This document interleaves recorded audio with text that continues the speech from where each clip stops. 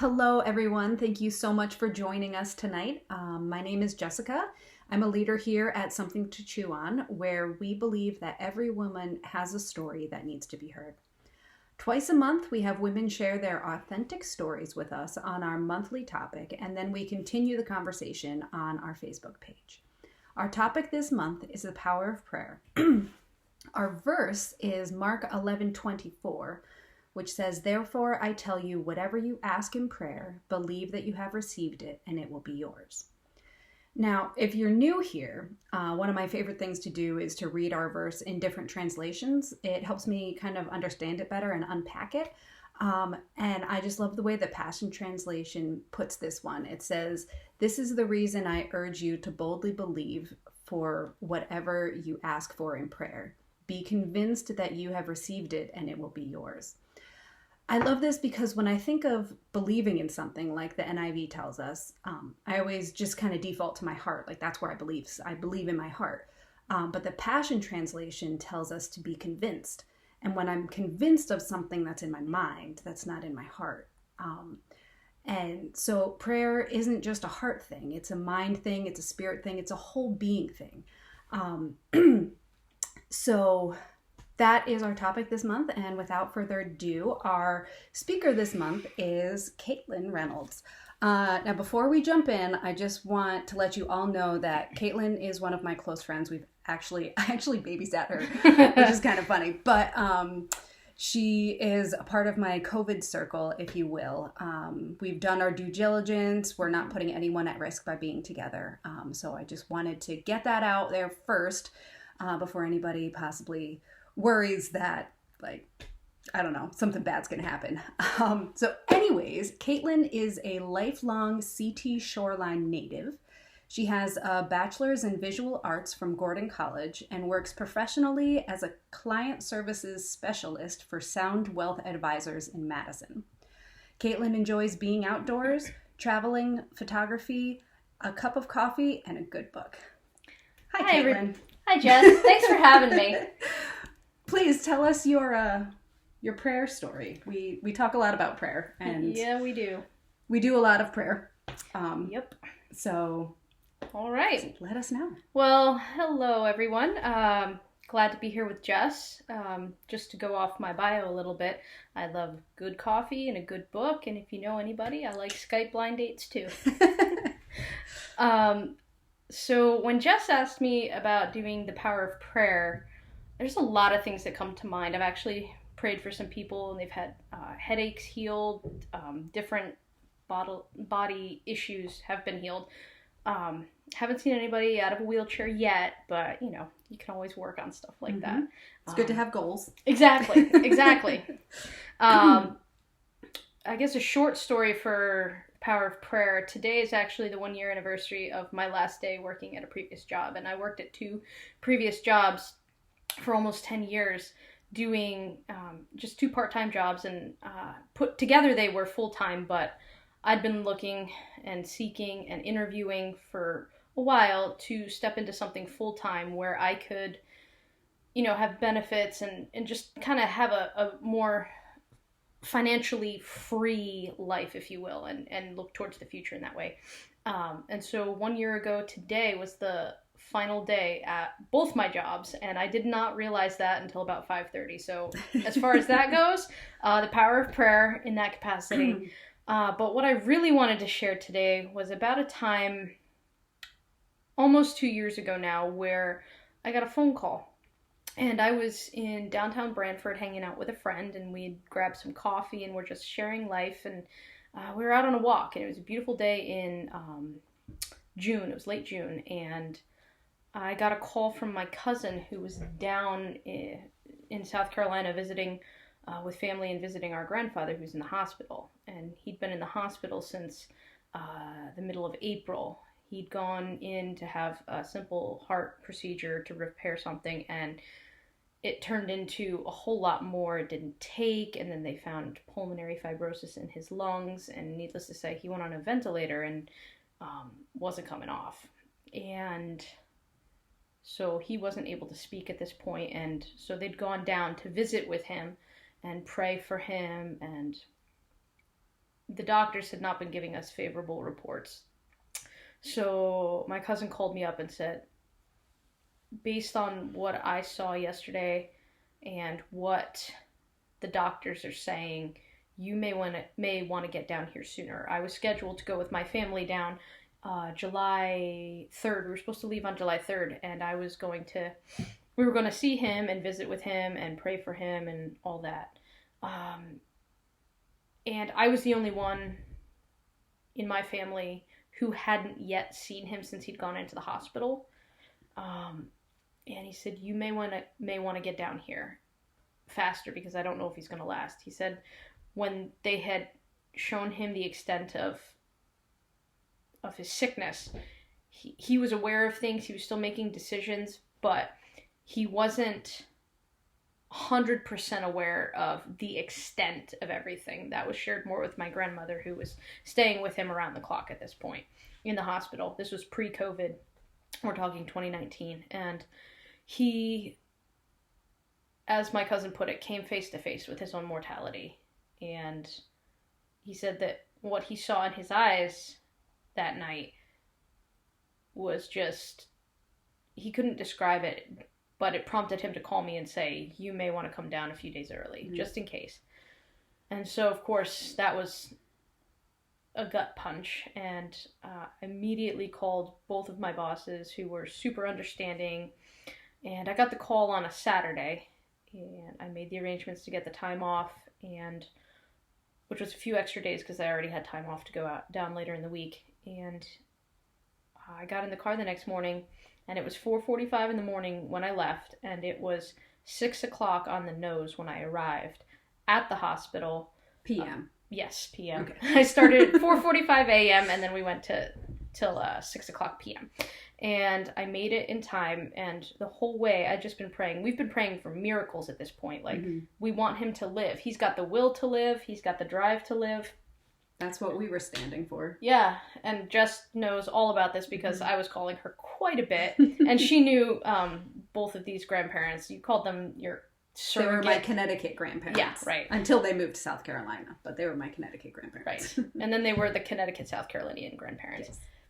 Yes. So they'd known her all her life, and so she was walking very closely with both myself and the cousin I mentioned. And on the whole drive down, I was praying. I was talking to people on the phone because I had plenty of time, and I had the Bluetooth connection, so it was all hands-free, safety first. And the whole way the Lord just kept showing me favor, because, I mean, I didn't know what state I was going to find him in, whether he was despairing at this point and it was like, okay, I'm giving up, and, you know, the Lord's just going to take him. I didn't know what I was going to find. Right. And he was great when I got there, as far as great can be when you're in the hospital on a ventilator. But I got down there in record time, and no, I wasn't speeding. It feels like the Lord allowed me to jump time almost. And I had no traffic, clear skies the whole way, and it was even lighter traffic. It wasn't just no traffic, like standstill traffic or road work or accidents, nothing. And the visiting hours were from like 7 a.m. until 6 p.m. 7 a.m. to 7 p.m., I believe. And so I drove straight to the hospital. I made 3 stops, and then on the way down, and I ran into the hospital. And I made it for a full hour of time. And during this whole time, I'd been praying and feeling that. So my cousin, who I was referring to, is the oldest of 16 grandchildren, and it's him and Excuse it's me. me for a moment. This is my daughter Anna. Say hi, Anna. And her daddy is not watching her right now. So continue your story, and we will be back. All right, sounds good. So while she takes Anna back out to daddy, where were we? So I got there at about 6 p.m. and made it in time to visit. And what I'd been feeling, even for a few days prior, was that my oldest cousin, who's the one I was in communication with, I'm the second oldest, and it's him. So it's Tim and then myself. And we've always been very tight and kind of felt almost like we could feel the legacy on our shoulders from our grandparents down through our parents. And I had been feeling like I needed to get down there, especially in this time, and have a time to visit with our grandparents, just him and I. And whether it was a passing of the torch or whether it was like, who was it? I think it was Jacob who blessed his sons, Joseph and everybody. But it was always like a passing on of a blessing. Whatever it was, I felt the importance of it. And so there was a weight to it just being you guys in the room. Exactly. Yeah. And there was such a presence too. So anyway, I arrived at 6. I got inside. I found them, and Tim was at the hospital already because I'd told him about what I was feeling, and he agreed. And so there were other people at the hospital, but they honored our request, gave me time to go in, and I asked for Tim to come with me, and we spent an hour, just the 4 of us. We ended up singing with him, praying with him, and you could see him engaging and praying in the spirit, even though he couldn't talk because he had the ventilator in. But it was a very powerful moment, and that is probably one of the greatest answers to prayer I think that I've ever had. Yeah. Because, I mean, it was a special time for us just to be able to go down and see him that way. And all of this happened the year before COVID, so... Right.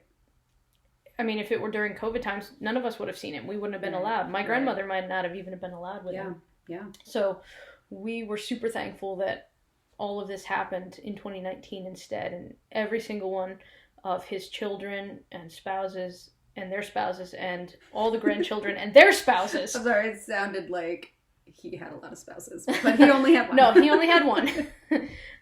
His spouse was there around the clock. Yes. So his children and their spouses and grandchildren and those who had spouses, everybody got to see him over the course of between April and August when he passed away. So in the midst of all of that, we didn't get the answer we were looking for, which was a full and complete healing this side of heaven. Right. But God was there every step of the way and teaching all of us about the power of prayer and how our prayers are answered even when we don't realize they've been answered or they're not answered quite in the way that we expected. But what Jess said, what was the scripture again? Therefore I tell you, whatever you ask in prayer, believe that you have received it and it will be yours. And we prayed for life. And he has life. Right. That's what I was just thinking. We prayed for him to be whole and to be healed. And he is beyond our wildest dreams now. Maybe we just should have specified where. Yeah, right? But, I mean, as far as I'm concerned, I would love for him to be on this side right now, but absolutely, I feel his presence so often. Just, just knowing, and sensing that the Lord is with him and confirming, different things in my life. And, just when I think of a memory, it's like I can feel his presence. And the Lord's given us just such grace for that. And, the family, even through the whole grieving process, no one ever despaired. It was a very healthy process for everyone too. We came together and it drew the family closer. And, in 2020, another one of my cousins got married and they had an empty chair with a rose on it. And I didn't know and about I think that. Picture of him maybe. I'm not sure about the picture, but it's he's there even in his physical absence. He's still with us. Right. And we carry the memories and so much came to light too, just in more of the power of prayer and prophetic prayer. One of our cousins, he's studying law and wants to be a judge someday perhaps, and we were watching home videos that we discovered again, and we digitized them so that we could show them to my grandpa while he was still alive in the hospital. And as we were digitizing them, we came across one where he was doing a home video of I think the first 4 grandchildren at this point, and it was some election night in 91 or 92, somewhere in there. And he's just pointing his video camera at all the grandkids, and he introduces this one in particular, and then says, future Supreme Court Justice. And my aunt and I just looked at each other and went, whoa, because he stated this as it's not necessarily a prophetic thing what he was thinking, but he uttered these words, and now this same grandchild is studying. And our words have weight to them. That's Exactly. a really good, that's a really good takeaway too. Like that, I mean, that wasn't part of your story. Right. But, in a way it is like the power of prayer, whether you are on your knees, hands folded, dear God, make my grandson a Supreme Court justice, or you're just declaring it. Exactly. There's weight to that, and that's still a prayer from an ancestor. Like how many of those prayers are out there? Yeah. For everyone here, for you, for me, for everyone watching. Exactly. There's weight, and there is. A few weeks ago, I was in worship, and again, prayer. Like I've been feeling like an intercessory unction lately coming back again to me. And I mean, intercessory is focused prayer on specific things that the Lord puts on your heart. And I read a book recently by a gentleman named Dutch Sheets called An Appeal to Heaven. And in it, he talks about how he was teaching and preaching and then leading a group of people in a time of prayer and intercession. And he felt like the Lord impressed upon him to agree with prayers that were uttered by the founder of this particular institution. And he was like, Lord, this gentleman's passed away. Like, he's not here. How can I agree with him in prayer? And the Lord said, he's passed away, but his prayers are not. So when we... Ooh, that's good. When we pray, we're uttering things into the atmosphere. We're uttering things into a state of reality. Not... You don't necessarily see it manifested before you yet, but it's a declaration. It's a petition. It's something that's been released. And I mean, out of the overflow of the heart, the mouth speaks. There's power in the tongue. Right. And so when I read that, I just got chills. I was like, wow. And then a few weeks ago, again, I was in worship and I was praying, and I felt like the Lord, in my spirit, I felt like the Lord was showing me the intercessors in our own church from like 10 years ago, and how it was like I saw them in my spirit just praying. And one of them is passed away, and I felt like the Lord said, agree with them. So they've uttered prayers that I don't necessarily know or remember, prayers for another move of God, a revival of sorts, a revival in people's hearts. And I felt like the Lord said, agree with their prayers. So there's so much power in that. That's really good. And I mean, my own grandparents have issued prayers that I don't know, but I can agree with them. Yeah. So anyway, that's my story. Thank you so much for sharing, Caitlyn. I hope that I hope you all got something out of that. I know I did. And if you wouldn't mind keeping this conversation going over on Facebook, let's talk more about the power of prayer. Thanks so much, ladies. Have a great night.